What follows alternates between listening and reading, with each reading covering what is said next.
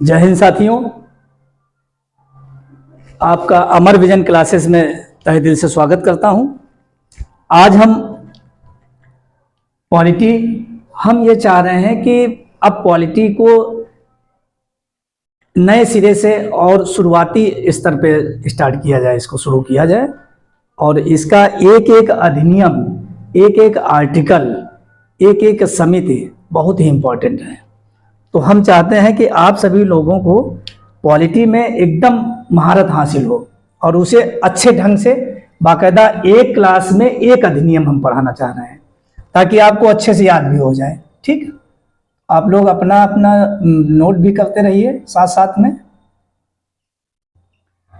Polity यानी कि इसको क्या कहते हैं, राज्य व्यवस्था। ठीक, राज्य व्यवस्था ये हो गया। पॉलिटी 1600 से स्टार्ट होती है। बता दे थोड़ी इसकी कहानी। सन 1600 में एलिजाबेथ महारानी थी और 217 लोगों को लेकर के उन्होंने एक ईस्ट इंडिया कंपनी का गठन किया था। उसी के बाद से हम आपको ले चलते हैं 1773 के रेगुलेटिंग एक्ट से शुरू करेंगे और वहां से ये प्रारंभ हुआ है। तो 1773 का रेगुलेटिंग एक्ट,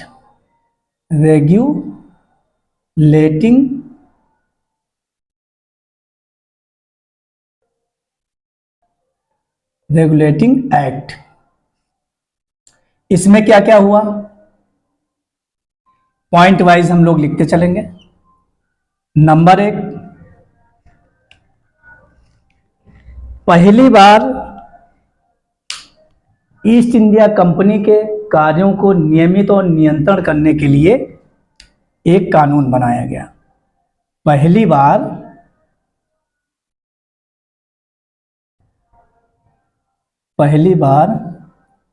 ईस्ट इंडिया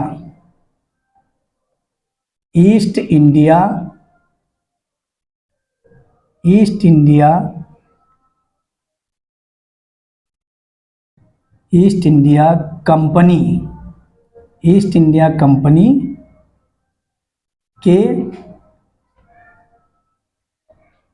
कार्यों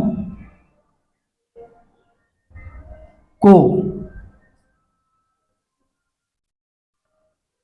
नियमित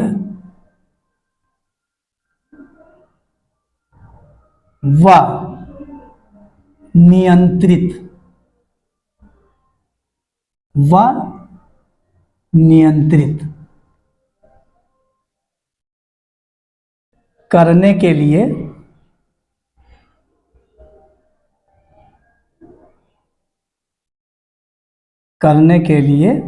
पहला कदम उठाया गया। ठीक, पहला कदम उठाया गया।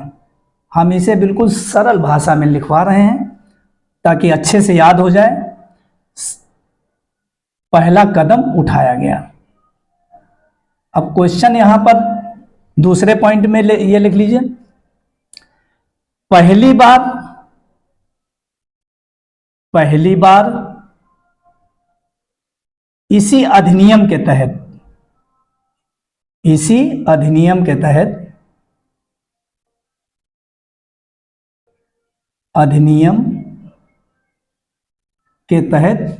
लिखित कानून बना। इसी अधिनियम के तहत लिखित कानून बना। ठीक, यहां तक बात समझ में आ गई। लिखित कानून बना। अगला पॉइंट, 2 पॉइंट हमारे समझ में आ रहे हैं आपको। पहला क्या है, पहली बार ईस्ट इंडिया कंपनी के कार्यों को नियमित तथा नियंत्रित करने के लिए पहला कदम उठाया गया। दूसरा पॉइंट है, पहली बार इसी अधिनियम के तहत एक लिखित कानून बनाया गया। ठीक, तीसरा पॉइंट क्या है,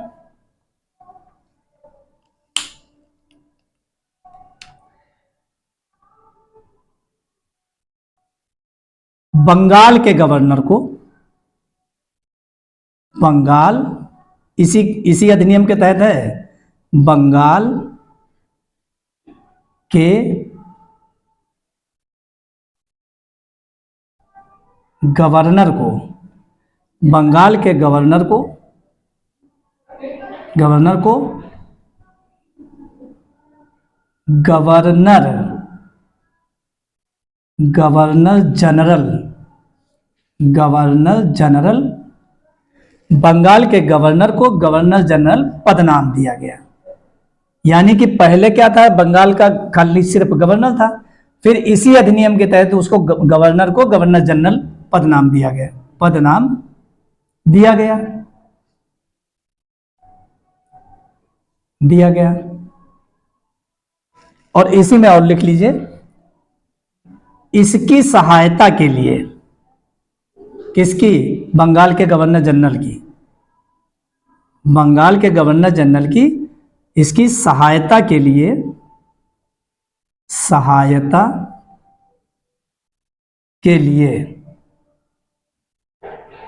सहायता के लिए 4 सदस्यीय, 4 सदस्यीय, 4 सदस्यीय परिषद का गठन किया गया।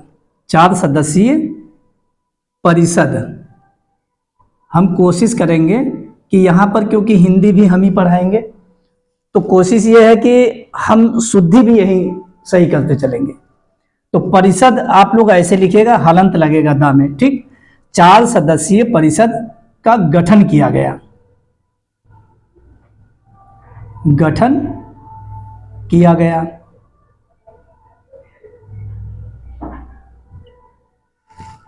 तीन पॉइंट मजबूत क्लियर हो गया पे। अगला चौथा पॉइंट,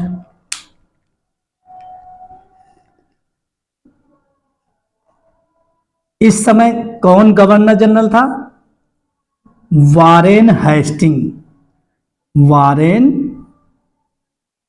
हेस्टिंग्स, वारेन हेस्टिंग्स।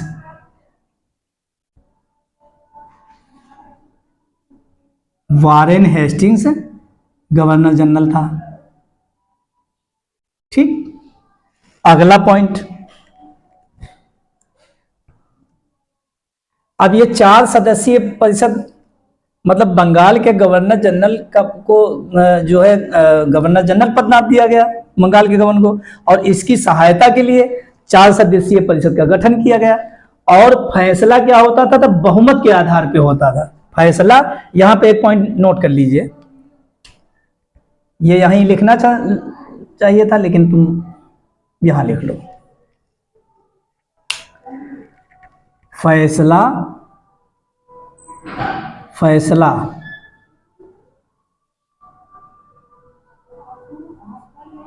बहुमत के आधार पर होता था, फैसला बहुमत के आधार पर होता था। ये हो गया। अगला पॉइंट,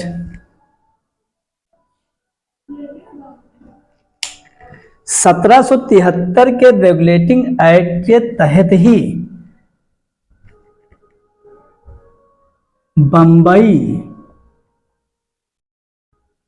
बंबई और मद्रास, बंबई और मद्रास, बंबई और मद्रास के गवर्नर,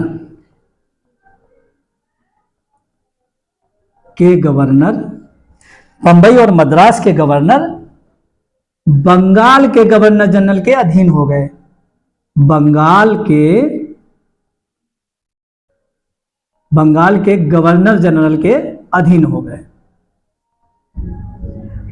गवर्नर जनरल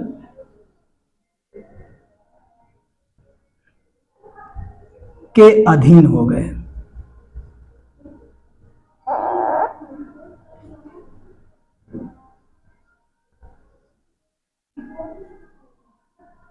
अधीन हो गए। ठीक। अगला पॉइंट,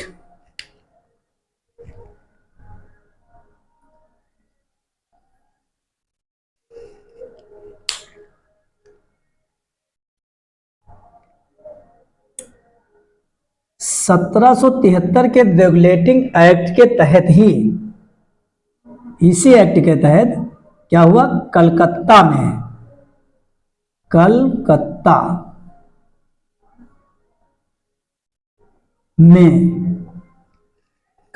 में एक उच्चतम न्यायालय का गठन किया गया है। एक उच्चतम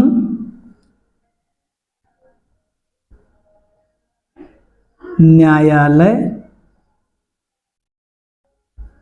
का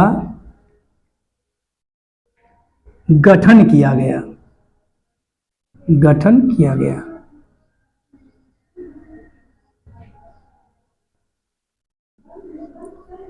ठीक।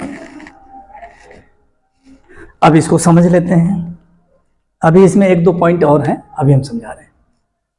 सबसे पहले, पहली बार ईस्ट इंडिया कंपनी, ये देखिए अंडरलाइन करिए, पहली बार ईस्ट इंडिया कंपनी के कार्यों को नियमित व नियंत्रित करने के लिए पहला कदम उठाया गया। दूसरा पॉइंट, पहली बार इसी अधिनियम के तहत लिखित कानून बना। अगर पूछा जाए कब बना, तो 1773 के रेगुलेटिंग एक्ट के तहत लिखित कानून बना। तीसरा पॉइंट, बंगाल के गवर्नर को गवर्नर जनरल पद नाम दिया गया।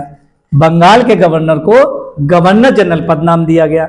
इसकी सहायता से 4 सदस्यीय परिषद का गठन किया गया और फैसला बहुमत के आधार पर होता है।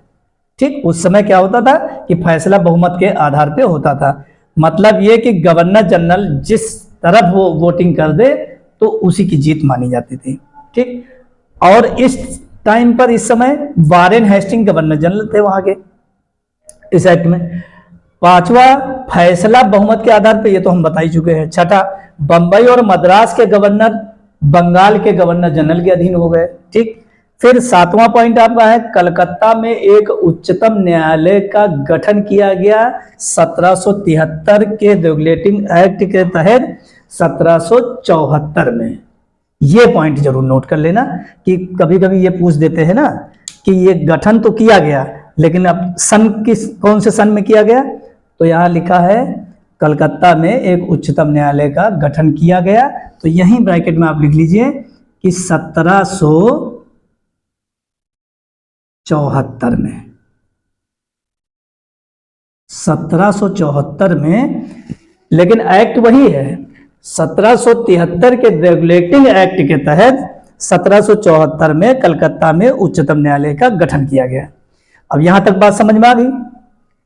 अब आगे समझते हैं, पहले आप लोग नोट कर लें इसको। हाँ, अब इसको हम मिटा देते हैं। ठीक, ऊपर की लाइनें मिटा देते हैं।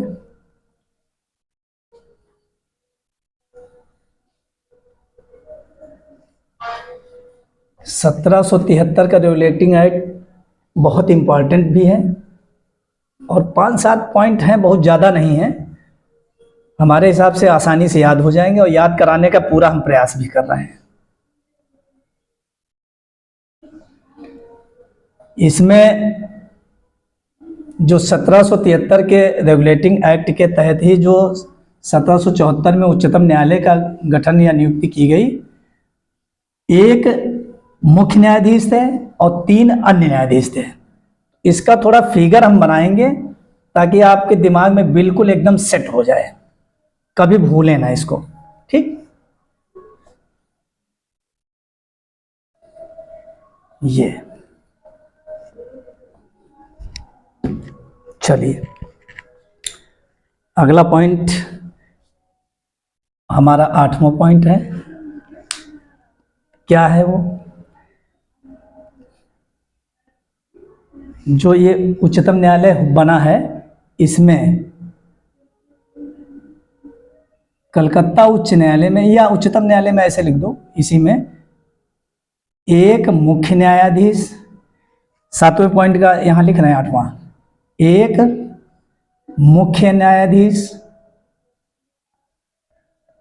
और 3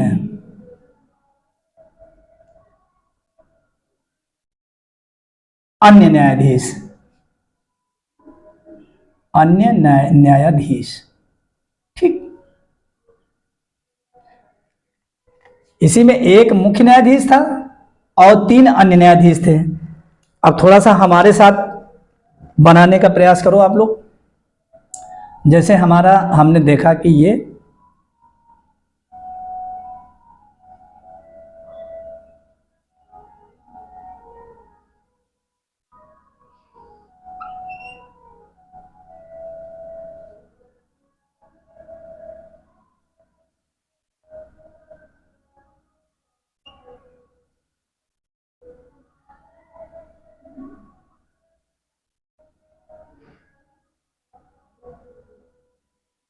आप लोगों को समझाने के लिए बना रहे हैं, कोई बहुत बड़ा वो नहीं है।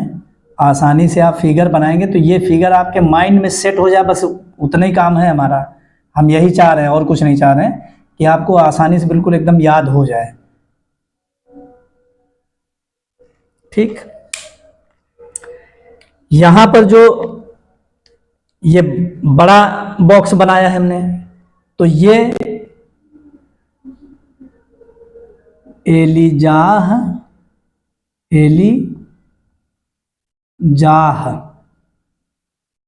इम्फे, ये मुख्य न्यायाधीश है। इम्फे मुख्य न्यायाधीश। ठीक, और ये क्या है? सुप्रीम कोर्ट यानी कि एससी। ठीक, सुप्रीम कोर्ट है, पूरा सुप्रीम कोर्ट ही है। और ये यहां पे एरो लगा के लिख देते हैं कि मुख्य न्यायाधीश, मुख्य न्यायाधीश। ठीक, अब आगे इसमें एक अन्य न्यायाधीश कौन से हैं? लयमेस्टर,